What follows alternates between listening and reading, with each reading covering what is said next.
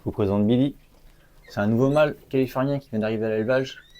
Lui, il vient des Champs Gourmands, qui est là le même vient d'Allemagne. Il n'est pas arrivé tout seul, hein, il est arrivé aussi avec deux femelles. Hein, Memo Chebo.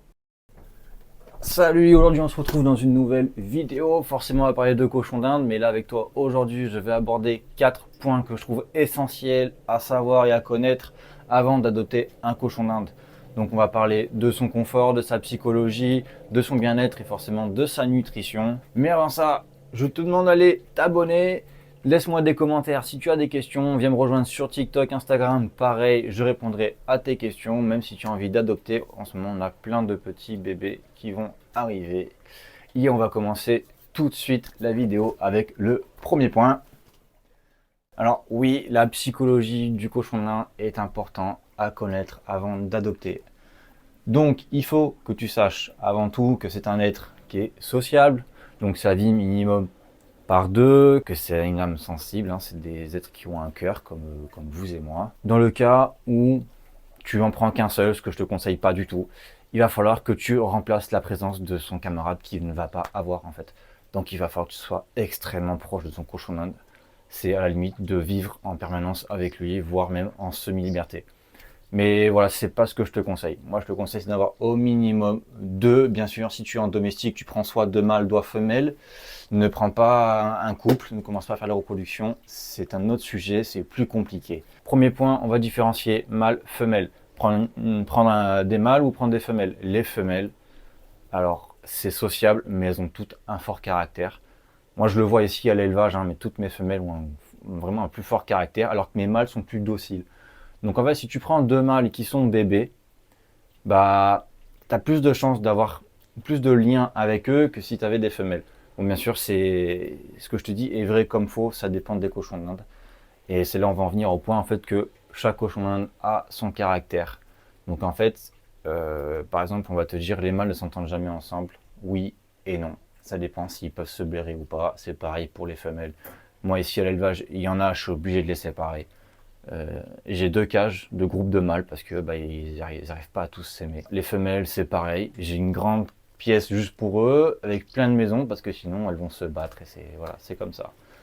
Alors toi, forcément, ce qui va venir t'intéresser, c'est pas forcément savoir s'ils vont s'aimer ou pas, c'est savoir si tu vas pouvoir le socialiser facilement. Alors oui, un cochon d'Inde, ça sociabilise facilement. Bien sûr, il ne faut pas le brusquer. Quand tu vas l'adopter, il va falloir que tu prennes du temps avec lui en fait. Il va falloir que tu montres que tu n'es pas un prédateur, qu'il puisse avoir confiance en toi. Cette étape-là peut prendre parfois un mois. C'est très long de gagner la confiance d'un cochon d'Inde. Donc sur les premiers temps, tu vas laisser tranquille. Après, tu vas essayer de le prendre avec toi, lui proposer à manger, en même temps de le papouiller, pour qu'il s'habitue à toi, pour qu'il voie que vraiment tu n'es pas une menace et qu'en plus tu lui donnes à manger et des caresses. Donc normalement, ça devrait aller. Ça devrait aller. Voilà, il faut prendre son temps avec le cochon d'Inde. Bien sûr, chaque cochon d'Inde a son caractère. Ce que je te dis là, ça va fonctionner comme ça ne peut pas fonctionner. Il faut que tu apprennes à connaître ton cochon d'Inde. Et ça va dans les deux sens. Ton cochon d'Inde doit apprendre à te connaître et toi, tu dois apprendre à connaître ton cochon d'Inde. C'est comme ça que tu vas vraiment pouvoir créer un lien avec lui. Tout est dans le respect. Si ton cochon d'Inde, il n'aime pas du tout en fait être pris, être porté, il va falloir que tu fasses avec et que tu le papouilles uniquement quand il est par terre ou dans sa cage. Et c'est comme ça qu'il va apprécier en fait ta présence. Tu le forces en fait à être porté alors qu'il n'aime pas du tout et que ça lui fait peur, tu vas rien créer du tout avec lui et il va te détester toute sa vie. Et donc voilà, ça serait un peu dommage. Donc si tu veux un petit conseil avec le cochon d'Inde, c'est de prendre son temps avec lui proposer la nourriture au tout début, en même temps des papouilles pour qu'il comprenne que tu n'es pas un prédateur et apprends à le connaître. C'est vraiment un point important. À l'élevage, je connais tous les caractères de mes cochons d'Inde. Il y en a, je ne les caresse jamais. Je sais qu'ils ne veulent pas, donc je ne vais pas les embêter. Et voilà, c'est comme ça, ça crée pas de peur, ça crée pas tout ça. Ceux qui aiment bien être papouillés, je les papouille. Ceux qui n'aiment pas, voilà, c'est comme ça.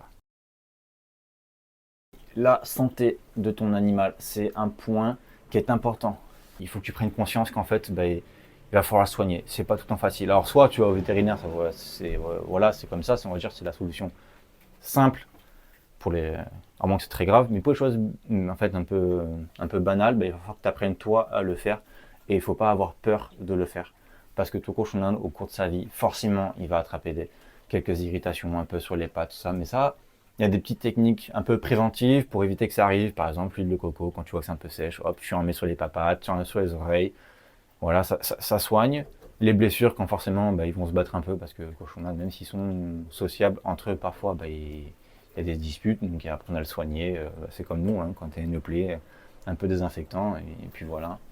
Ou ce qui arrive aussi très souvent, bah, ça va être, comme il est arrivé à Bonnie la dernière fois, d'avoir en fait du foin dans l'œil. Bah, pareil, il faut que tu apprennes aussi à le faire, à savoir le faire parce que c'est pour la santé de ton animal. Donc voilà, tu retires, tu mets le sérum physiologique, il y a des techniques et je suis là aussi pour partager un peu toutes ces techniques, même si je ne suis pas vétérinaire, hein, mais j'ai appris à le faire parce que c'est important. Un autre point important dans la santé de ton animal, c'est les griffes. Forcément, il va falloir que tu lui coupes les griffes régulièrement.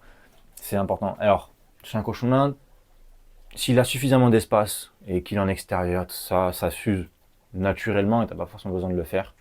Je viens de te dire, si tu as des lapins, tu dois sûrement déjà connaître. Et chez les lapins, c'est hyper important de le faire, sinon ils finissent avec des ongles énormes, voire l'ongle, enfin la griffe est tellement longue que ça se casse, et ça se blesse, et ça tombe, et ça repousse même plus après.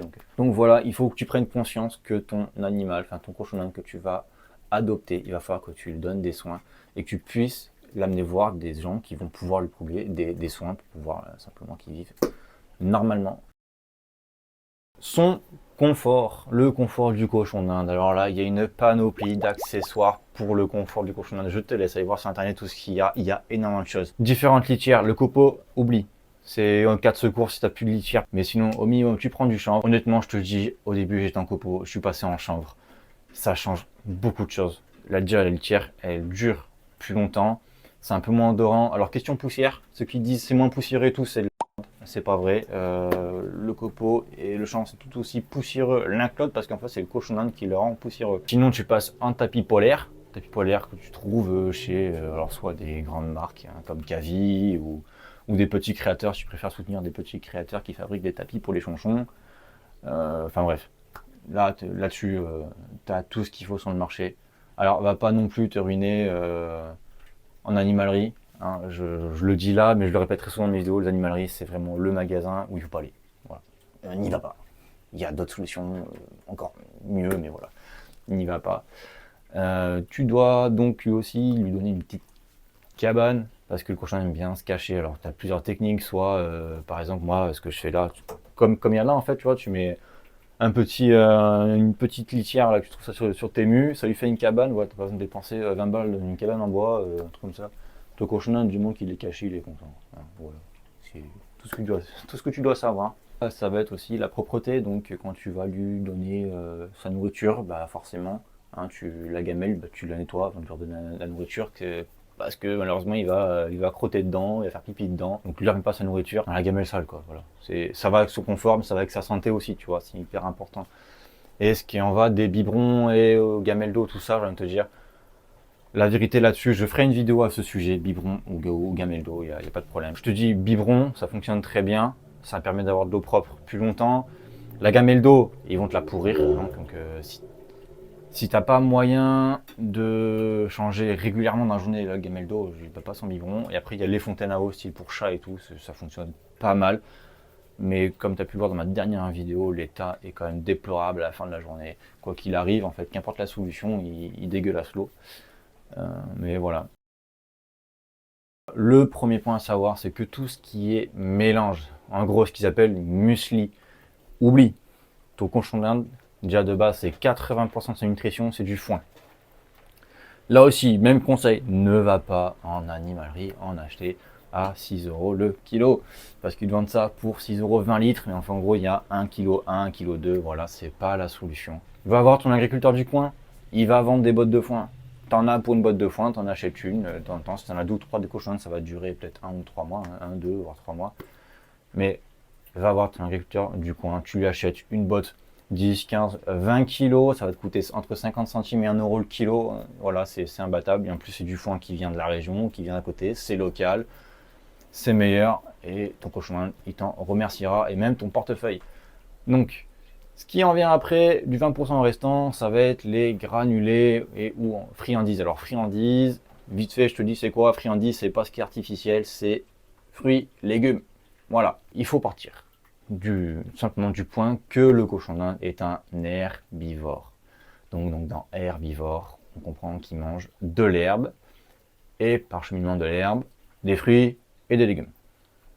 Voilà. Donc tu vas prendre des granulés complets, enrichis en vitamine C parce que le cochon d'Inde forcément ne synthétise pas la vitamine C naturellement, donc il faut lui en apporter via les granulés ou simplement par la nutrition ou dans l'eau. Parfois tu mets des gouttes dans l'eau, mais normalement c'est dans le granulé. Les granulés, c'est tout simplement du foin avec des nutriments rajoutés qui ont été humidifiés, broyés, et ça fait des petits bâtonnets dedans. Voilà.